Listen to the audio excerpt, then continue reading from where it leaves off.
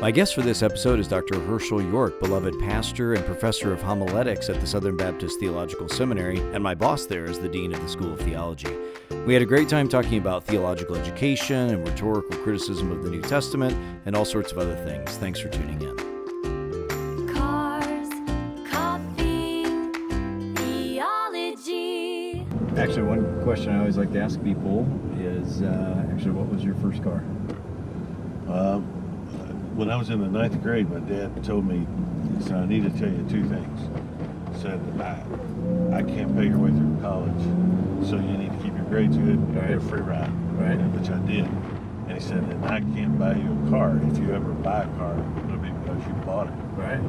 And I didn't buy a car until Tony and I were engaged, and I bought it from my dad.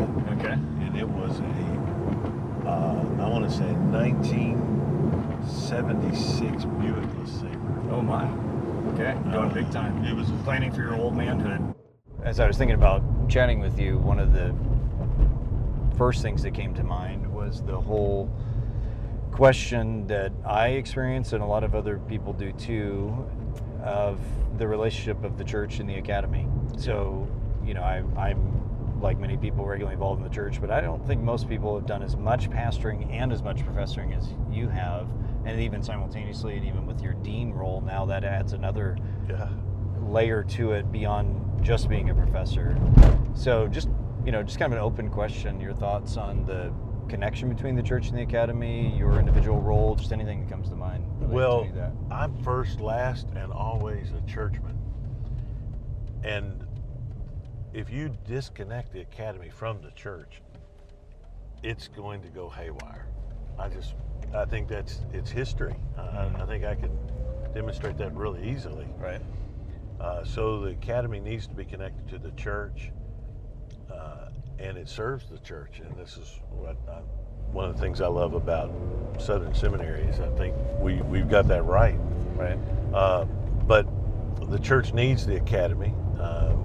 We need those that are going to engage the culture and think on a deep level. And so when you have that balance where you've got, the church is the institution that Jesus built.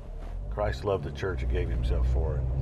And you get that priority, but then you have the academy that is in service of the church and is there to deepen and strengthen and teach theology on behalf of the church. I think it works well. And so I love being connected to both. I tell people I'm God's spoiled child, that I get to do both things, and I love being engaged with students and forming pastors and shepherds. Yep. But I love the reality of the church. The 7 years that I did not pastor, I missed it. I grieved it. Really love being involved in people's lives. I love preaching to the same people every week. Yeah. You're walking through life with them. I know their stories. The stories of people at Buck Run, where I pastor, are phenomenal. We've got, guys that I led to Christ in prison are members of our church now. Been there more than 10 years.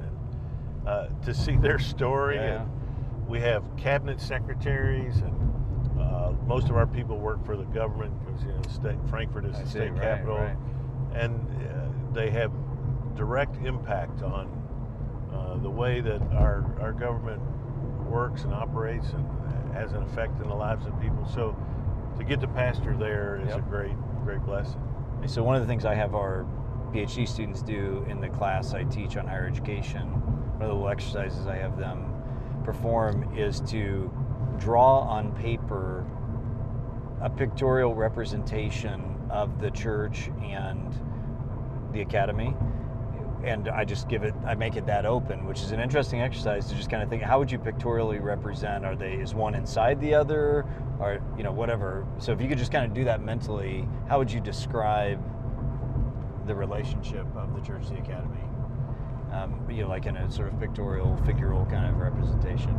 Well, I think maybe you've never got to put you on the spot here, but I would make the church large and the academy smaller, but within separate circles or within it? No, okay. I think within it. Within it. So when you're talking the church as institution, not merely a local church, but institutional Right. use of the church, Yep. I would put the academy within it, and it is not equivalent to it, and it cannot lead it, but from within, I think it Right. serves the church. Right. So that's the way I would represent it. And I guess we're using the word academy, and I the one who inserted that vocabulary into this. I guess in that sense, we mean by academy probably seminary and Bible college education, right? In the scenario you've just depicted, I would. which is how I also depict the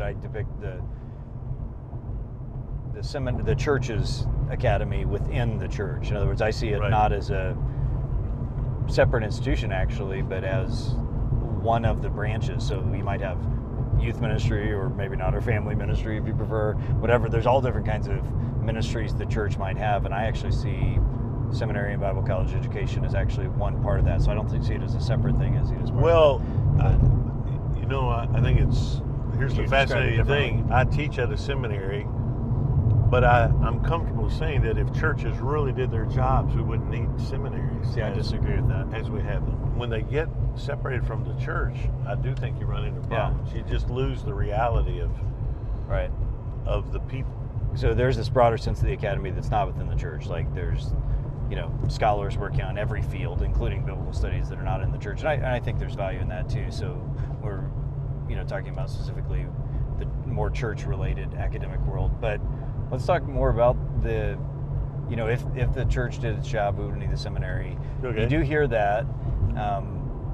I've thought about that, and there's a tendency for some people to really pump up that rhetoric, that all theological education should happen within the church, and then some churches start, institutes or other things like that to do it. My concern about that is that I think it's short-sighted in the sense that like a church running, in effect, a school, because I think there's a lot of value to pure research. In other words, you do need people who are dedicated, have the skills and ability and the time to give themselves to a kind of level of academic work so that they can produce the commentaries and things like that. That is not separate from the church. You know what I mean? But that's the thing. I agree that that's needed.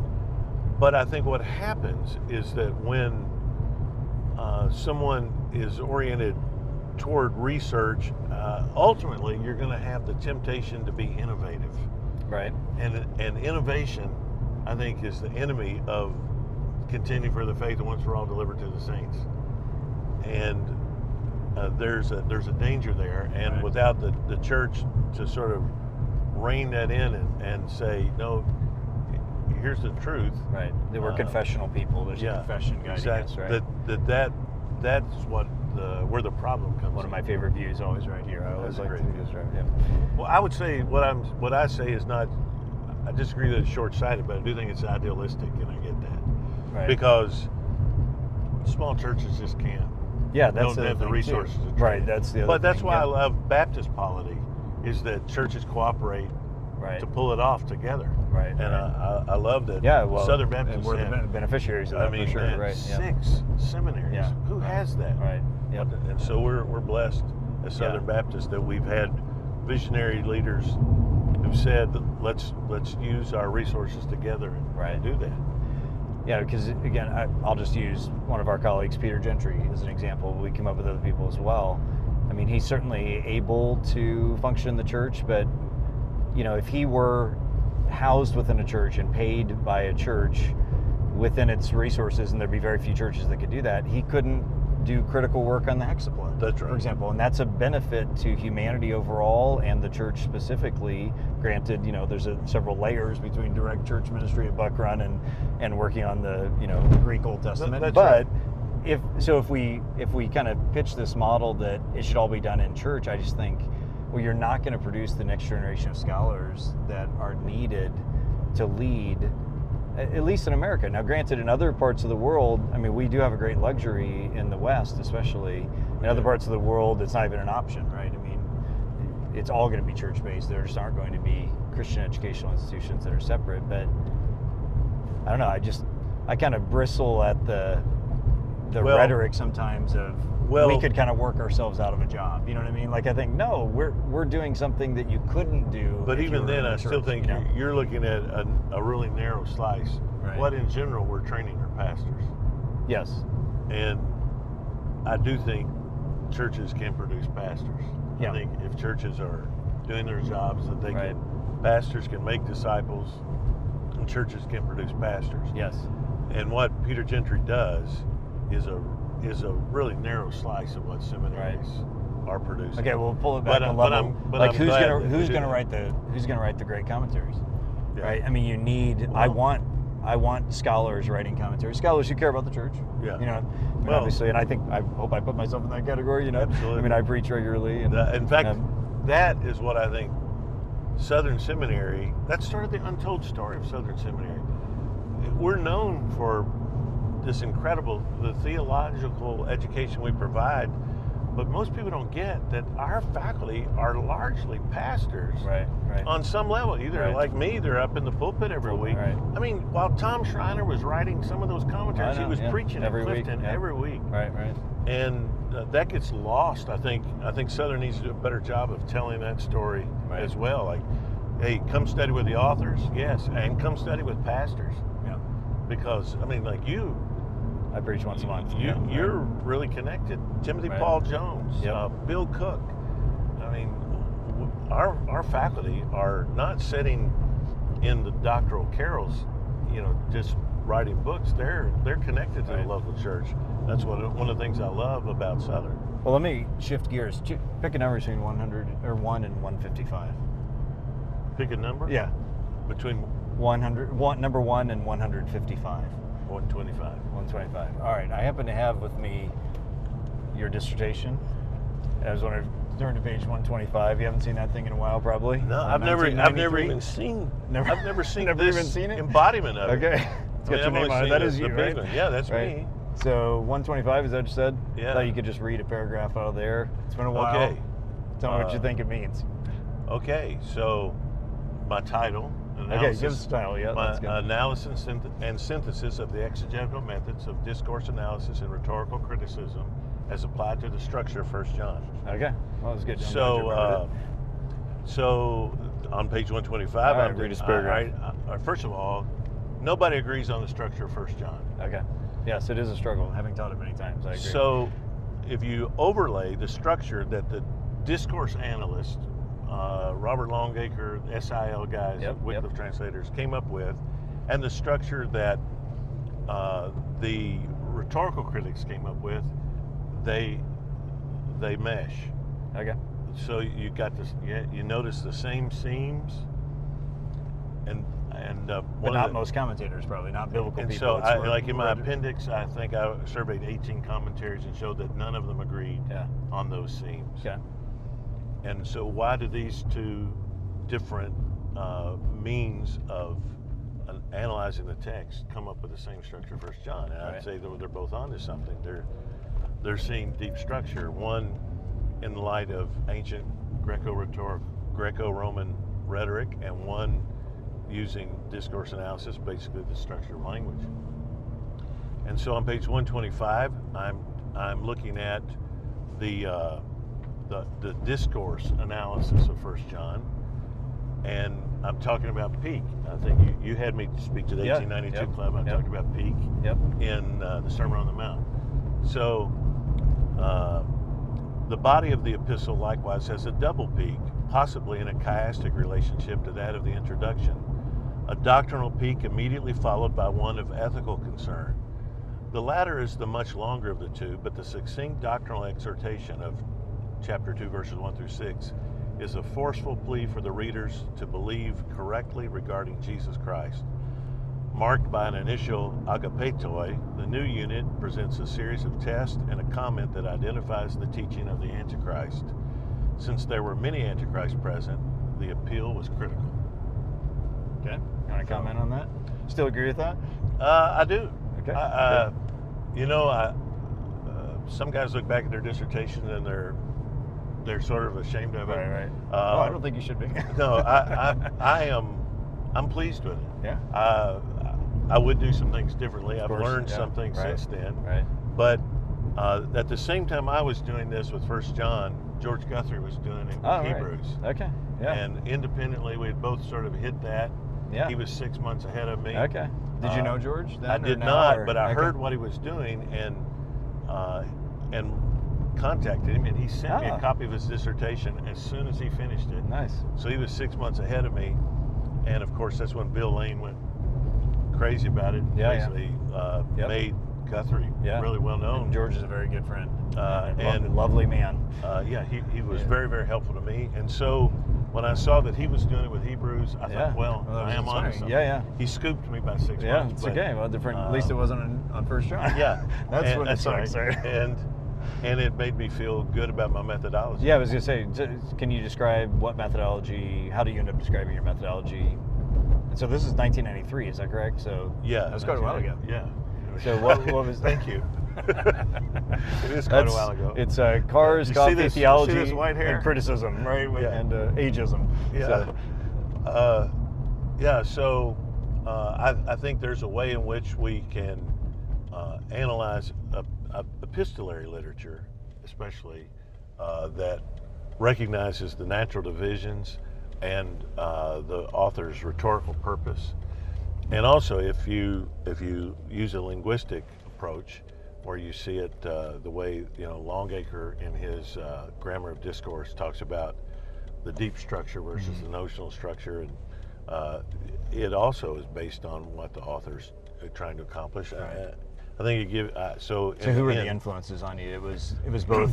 Well, Longacre, Robert Longacre, who was very, very helpful. I called him, and he was going through throat cancer at the time. Was he in Dallas at SIL? He was at it wasn't in Dallas. It was in Texas. I think he was at Arlington. Okay. Yeah, he was at Arlington, and he was very helpful. And then a rhetorical critic named Klauck, and German, and then Helen Meal. Yep. Were another discourse analyst, were very, very helpful. So I mean, those are two somewhat separate worlds: the linguistic side and then the rhetorical. So they hardly so know. They don't know anything Yeah. about So each other. and when you say rhetorical, you do mean that there was a decent amount of that Greco-Roman rhetorical. Well, yeah, analysis George stuff. Kennedy. Yep, George All right, Kennedy so is the big George name, I Kennedy, think, my right? my Greek professor at the University of Kentucky, Jane Phillips, Okay. studied with George Kennedy at the University of North Carolina. Because you had a background in classics, and that Yeah, led to this, right. right? So yeah, I had a master's in classics, classical Greek before I even went to seminary. Right. That makes huge difference. So I had 4 Yeah. years of undergraduate Greek, and then a 30-hour master's in classical Greek before Right. going to seminary. So it really gave me a good head start. Yeah. And And awareness of yeah, classical forms. right, and especially Greco-rhetorical structures. I read Kennedy's rhetoric in the New Testament, and I thought, man, he's on to something. Yeah. So in '93, it was fairly new. Yeah, it was, and it's it's kind of parked there, and there are some people, but I don't think it ever kind of took off, or it didn't come to dominate New Testament studies like maybe you'd think it would. No. I don't know if it's not enough people had enough background in the classical part of it, or what. you know? Maybe, but it's still very helpful for Absolutely. especially structure, and that's what I wrote on in First John. Right.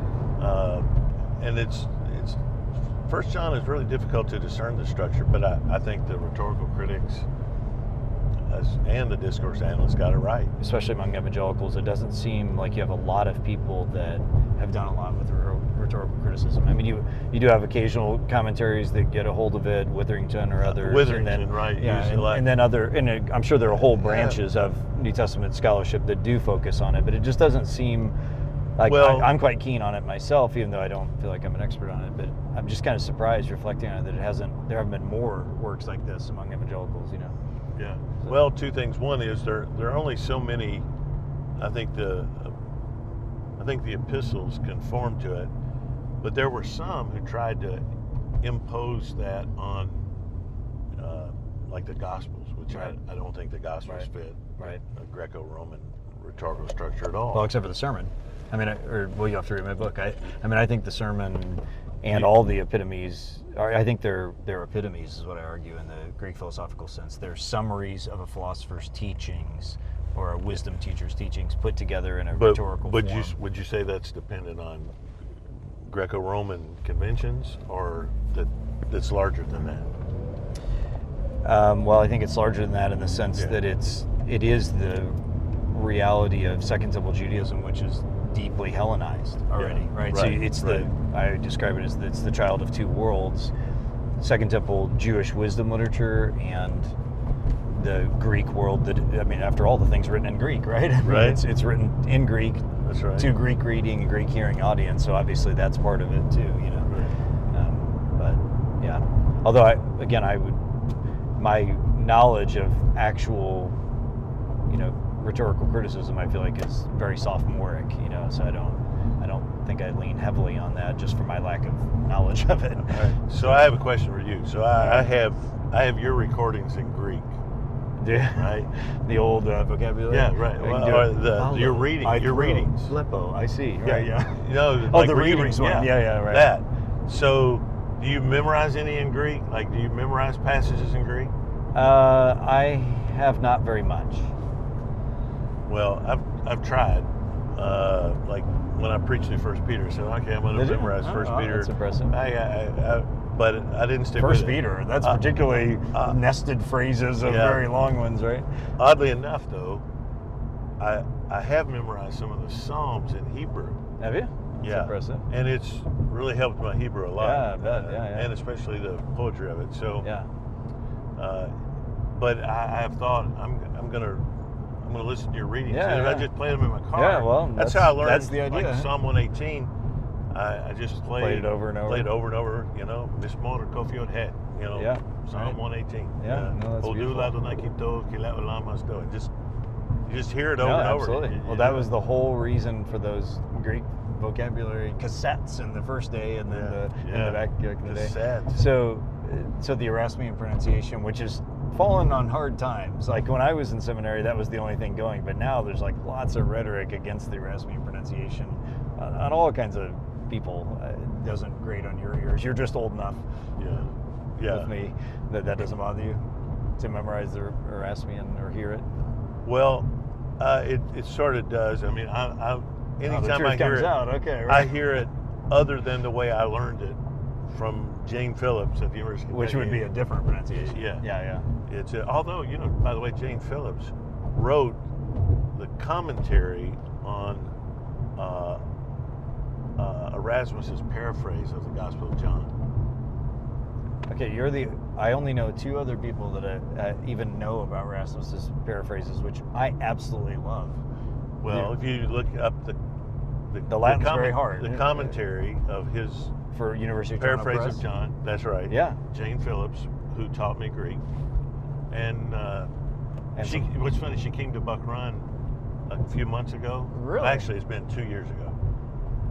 I was terrified. I bet. I mean, she was like a drill sergeant. If you came to class unprepared, she devoured you. Yeah. I mean, like there was no mercy. The old days when we beat up on students. What happened to the good old days? And like, if she asked you a question and you could not answer it, right. you hadn't done your reading like in Homer. I had her for the Odyssey. Right. She didn't go on to the next. If she asked the question, you couldn't answer it. She didn't, just sort of just pass on the next. Right, yeah. She stayed with you and intimidated you, and like, why don't you know this? Right. And she would just let there be long periods of silence while you sat there in humiliation, regretting your life, regretting your choices. Tanya, who now loves her, I must get in there first, hated her then. You were married at that yeah. point? Oh, yeah. And I would get up at 3:00 in the morning to begin to prepare for an 8:00 class and do my reading and scansion. You had to be able to scan the poetry. And Homeric Greek is a strange monster. Once you learn it, it comes in simply and easily. Right. But getting into it. So Erasmus's paraphrases, I just discovered those a few years ago because I teach a PhD seminar on the history of the interpretation of the Gospels that I've taught, I think, 3 times now. And so I'm always looking for primary and secondary documents on where we just go through from the fathers on. And I don't know how I discovered them. I just kind of ran across them, and then the Latin's very difficult, I guess. I have not tried to read them in Latin. But the University of Toronto has this Erasmus Center, and they've been translating them over some time. And they are just a beautiful piece of work that Erasmus, I've read some things on it. That was like one of the things he was most proud of all the things he did. Was these paraphrases, which are, again, paraphrase is kind of an odd word for them. I don't know if you've read much in them, because paraphrase probably sounds I've read negative. her volume. Okay. But well, there's a Matthew one, and there's a bunch of, I've got Matthew and Mark and others that have been translated. And they're, it's like this combination of theology and translation all together. It's not paraphrase in this kind of goofy, loose sense we might think of that. They are remarkable. So they're just so fun to read. And he saw them as a great service to the church, because he was saying regular people can read these, although the Latin's quite hard, and get a kind of a sermon and a commentary and a Bible reading all in one kind of thing. Yeah. So you'll see in the pocket over there getting some rain here. See some multicolored envelopes. I'll let you choose, not the open one, but any of those colors. Okay. And so there's a random questionnaire. I have no idea what question you're going to choose, and I'll have you answer it, and then I'll commit to trying to answer it as well. Going with blue. All right. Okay. In one sentence, how would you describe your relationship with your mother? Oh, getting deep. Wow.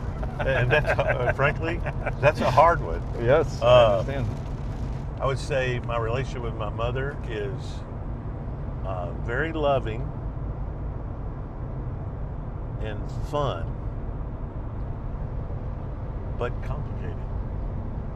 Okay, so there's your one sentence. You want That's to it. unpack that a little bit? Is she still living? Yeah, she is. Okay. Still living. So my mom, I got my industry from my mother.